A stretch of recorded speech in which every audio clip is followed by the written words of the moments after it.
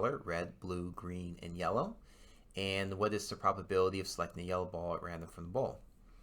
Well, the first ball that gets selected is about 25% chance of selecting the yellow ball at random from the bowl. And what we do in this class is we're making a big assumption here. We're assuming independent random samples, which indicates that every item or every ball has an equal chance of being selected, no matter any previous selection. So we pick a yellow ball. That doesn't mean that now we have 9 out of 40. It means we still have this probability of 40 over 10, or 1 over 4, because we're following this rule of independent random samples. No matter any previous selection, that every item will have an equal chance of being selected. However, we simply are referring to random sampling and rarely refer to the independence portion of it. So just keep that in the back of the mind that it is independence as well as a random sample. And when it comes to our current lab, we're going to go into the details of performances when it comes to quiz scores and comparing a quiz score to the rest of the students in the sample. And we're going to be using the thing known as P parenthesis, probability of, and in the parentheses, selecting a yellow ball. And in our parenthesis, we're going to be looking at z-scores in relationship to the rest of the scores in the sample data set. We're also going to be using the term called percentiles, and for the sake of this work, we're going to be looking at percentiles when it comes to the percentage of other scores that fall below and above our own score, assuming that we have a normal distribution. The mean is right here, representing mu, and 50% is to the right, and 50% is to the left of the mean. Now, this probability is out of 100%, or between, from 0 to 1, or 0 to 100%. So the probability of something happening, something, you have a no probability or no chance of something happening, that would be 0, and you have a perfect chance of something happening, it's going to be 100%. Now, in the case of what we're looking at, we're looking at a normal distribution. We're saying that from the mean to 1 standard deviation, if we have a normal distribution, we'll have at least 34% of our participants between the mean and 1 standard deviation, or negative 1 standard deviation. 34% here and 34% here. And then if we look at between 1 standard deviation, 2 standard deviation, that's going to be additional 13.5% of the data. And 13.5% of the data right here on the left side and on the right side. And then to the right of plus 2 standard deviation, it's going to be 2.2% of the data lies there. And 2% of the data lies here. 2.2% of the data lies here. And you see here this blue bar right here. It should be more extended to the end of this line, this purple line right here. This is purple bluish box or area right here. This represents 68% of the data, or I'm sorry, 95% of the data. So this represents 95% of the data. This represents 68%. This represents 95% of the data. And in future labs, we're going to be applying this principle, and it's going to be a very important thing to be looking at, this 95% compared to the 5%, 2.28% here, and 2.28% here approximately. So where do we compare, where does our score compare to other scores? That's what we're going to be looking at today, and for the sake of example, we're going to be looking at this, which is going to apply to our homework assignment. A statistician brings her 5-year-old to the doctor's office for his annual checkup. The doctor tells her that her son weighs 45 pounds and 49 inches. The statistician wants to know her son how her son compares to the other boys in his age. So she looks up the average height, 43, and standard deviation 4.3, and weight 40.5, and standard deviation 2.4 for his age. Then consults her unit normal table. So this is what we're going to be doing today, and the first thing that we want to do is calculate the z-score. So that's the first step. Convert the regular score, the weight of our son, 45 pounds, or the height of the sun, 49 inches tall, to a z-score. And the way we're going to do that is we're going to be using our raw score and put this into where this x value is. And then our average score when it comes to weight is 40.5.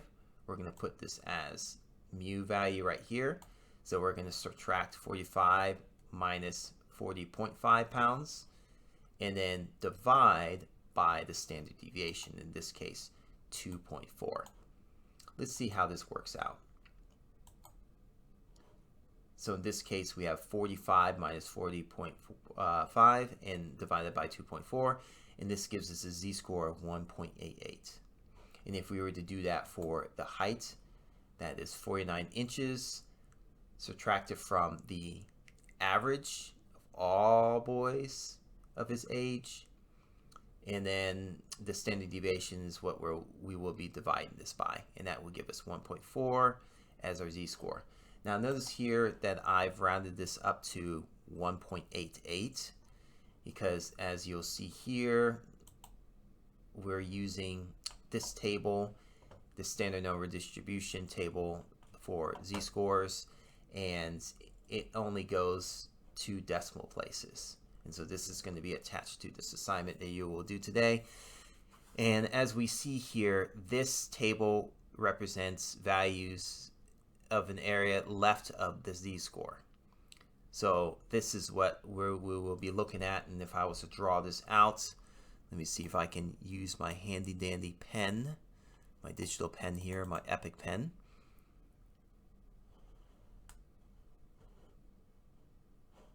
And here it is. So we're saying to the left of the z-score here.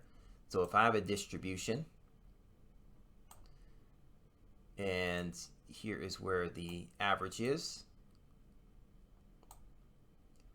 and my score is right here. I'm going to use a different color, blue.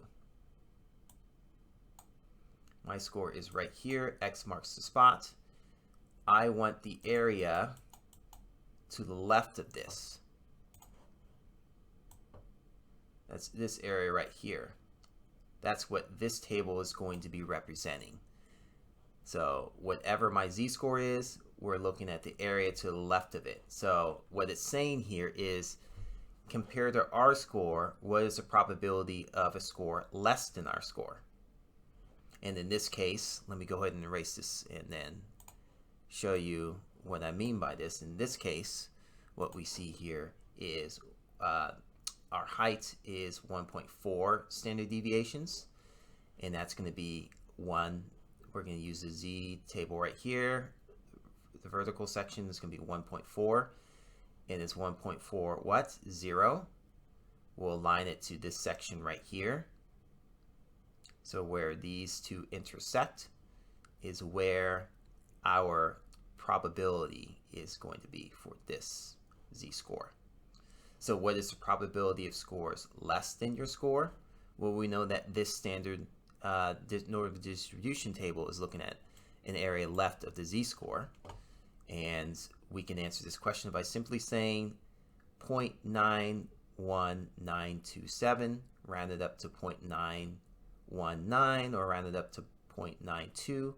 So about 92% of participants have a score. 92% of people, sons in the population or boys in the population, have a height less than the height of our sun. And if we were to look at the weight, that's 1.88. And then if we look at the z normal distribution table at 1.8, and then now we're going to have to move down to here, to this section where these intersect. And what we have is 0.97, because 0.96 is rounded up to 0.97. So 97% of participants are less than our z-score. So that's the probability of people less than our z-score, or boys of this age. And for your convenience, I've highlighted this, and I might upload this so that you can see it and view it at your own convenience. Now, this is sort of a visualization of what we just did here. So we calculated our z-score, and then we used our z-table to find out what this 1.4 is when it comes to area to the left of the z-score.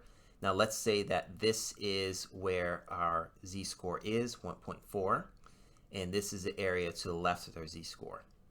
This is what the standard normal distribution table is telling us, is that we have, in this case, 92% of the population of male children of our son's age that are less than our score. And this is what this represents right here. The P, the probability of z-scores less than the score that you have for your sons, which is 49 inches in this case. And then if we were to look at weight, we would do the same thing. And in this case, it would be, of course, further to the right here. Be more in this area right here. So let me go ahead and shade this part right here. So we have about this part, and then also this part right here.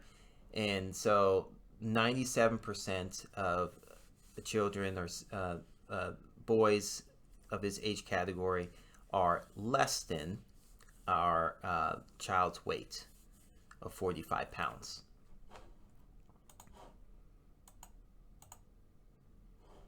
Now, what about the value or the probability of z-scores greater than the score, greater than your score of 45 pounds?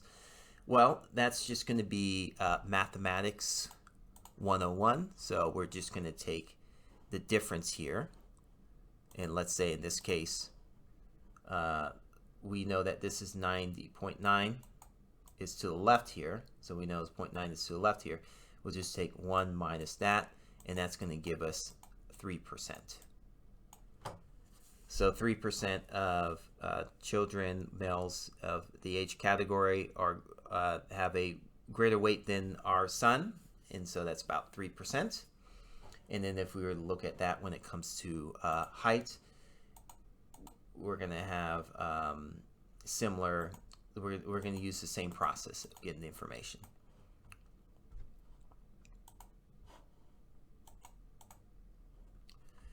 So what about looking at the area between the mean and our z-score?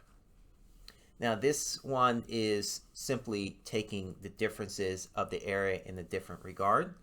So your z-score is right here, 1.88. And this is the entire area to the left here. And I'm just going to color this in.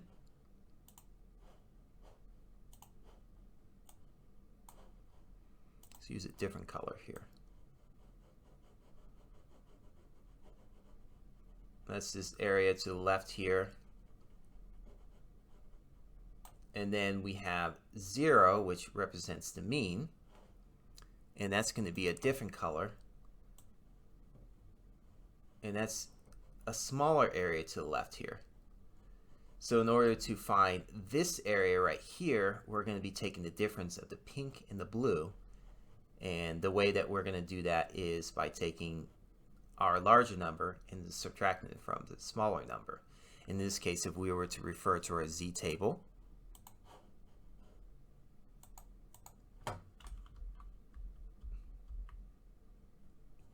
we know that a z-score of 0 is going to be 50%.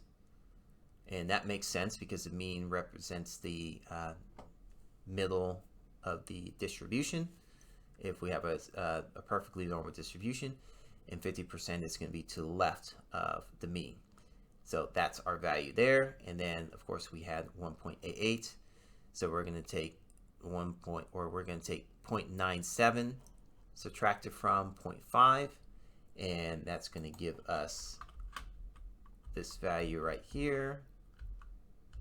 Did I write it down? No, we did not write it down. But we know that it's 47%, so 97 minus 50 is going to be 47%. So this area is going to be 0.47. That's going to represent the area between the mean and our z-score.